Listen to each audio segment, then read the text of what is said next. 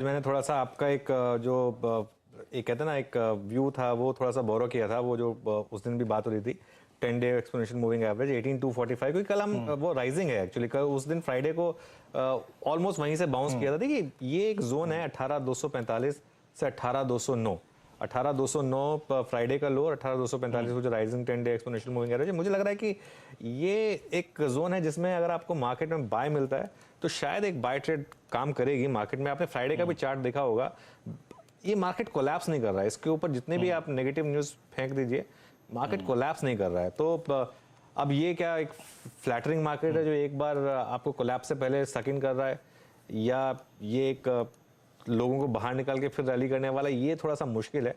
लेकिन दो तरीके के ट्रेडर्स होते हैं, एक होते हैं डे ट्रेडर्स और एक होते हैं पोजिशनल ट्रेडर्स। अगर आप डे ट्रेडर हैं तो जैसा मैंने कहा था कि कोशिश करिए जहां पर ये मार्केट थोड़ी स्टेबलाइज करे, पुट कॉल रेशियो थोड़ा और नीचे आ जाए, वहां पर एक बाय करिए और 18150 के स्टॉप के हिसाब से।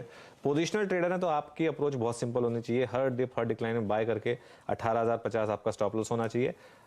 या फिर आप निफ्टी के लेवल्स फॉलो करिए ये वाले, लेकिन ट्रेड दीजिए बैंक निफ्टी में, क्योंकि बैंक निफ्टी स्ट्रॉन्गर इंडेक्स और बैंक निफ्टी तो जबरदस्त स्ट्रॉन्ग, मतलब काफी ओवरबॉट है, लेकिन अभी भी लग रहा है कि 42200 को नहीं तोड़ रहा है वो, तो 42200 की जितना अगर ऊपर रहता है तो वही 42200 ही स्टॉप लॉस हो जाएगा उसका, या 42000 के करीब उसका स्टॉप हो जाएगा, तो वो एक ट्रेड आप ले सकते हैं। लेकिन थोड़ा सा मार्केट में क्लियरली हायर लेवल्स पर फियर ऑफ हाइट तो है, इसमें कोई डाउट नहीं है। जो मार्केट ऑल टाइम हाइस के करीब थोड़ा सा कतरा रहा है उसको टेक आउट करने में।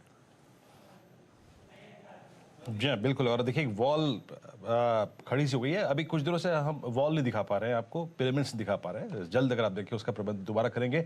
पर आपकी स्क्रीन पे जो प्रेशर पॉइंट्स हैं याद रखिएगा पिछले 4 सेशन में क्या रहे हैं। उसमें एक रिलायंस भी शामिल था और उसमें B2 भी शामिल थे, और IT ने closer to I think closing I mean शुक्रवार को एक पुल बैक दिया था, जिसके सहारे हमने वो 200 के जोन को सिक्योर कर लिया था। लेकिन मानस, एक बात बताइए, मेरे ख्याल से आपका शॉर्ट्स में आज बजाज फाइनेंस भी शामिल था, और कुछ एग्रेसिव या फिर कह सकते हैं कि जो वीक स्ट्रक्चर्स जहां पर आपकी नजर है वो कौन से हैं?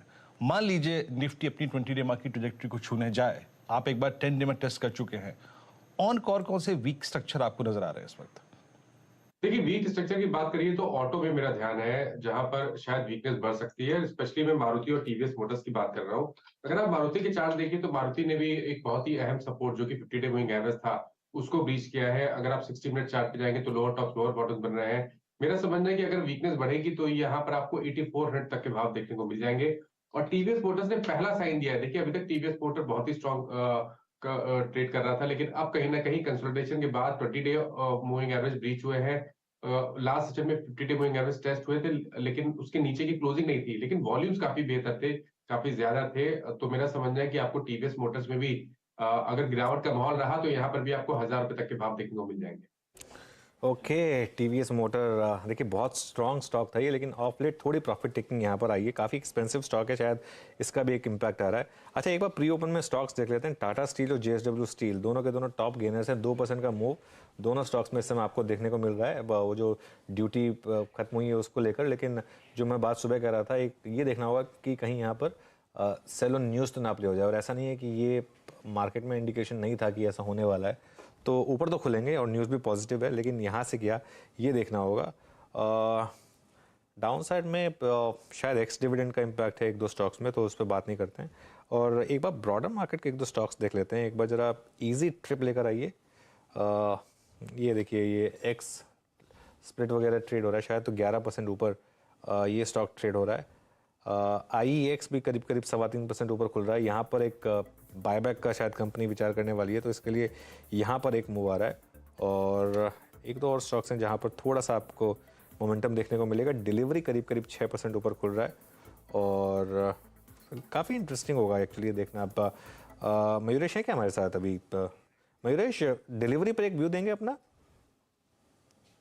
नहीं, आई थिंक एक तो सप्लाई के प्रॉब्लम्स है अनुज जी स्टॉक में। दूसरा, I think numbers have not been encouraging. हाँ, एक पुल बैक जरूर देखने मिल गया है आज के सत्र में, बट हमें लगता है आई थिंक जो इंफ्रास्ट्रक्चर रिलेटेड लॉजिस्टिक स्टॉक्स है, आई थिंक उन्हीं पे हमारा थोड़ा फोकस है दिस पॉइंट ऑफ टाइम।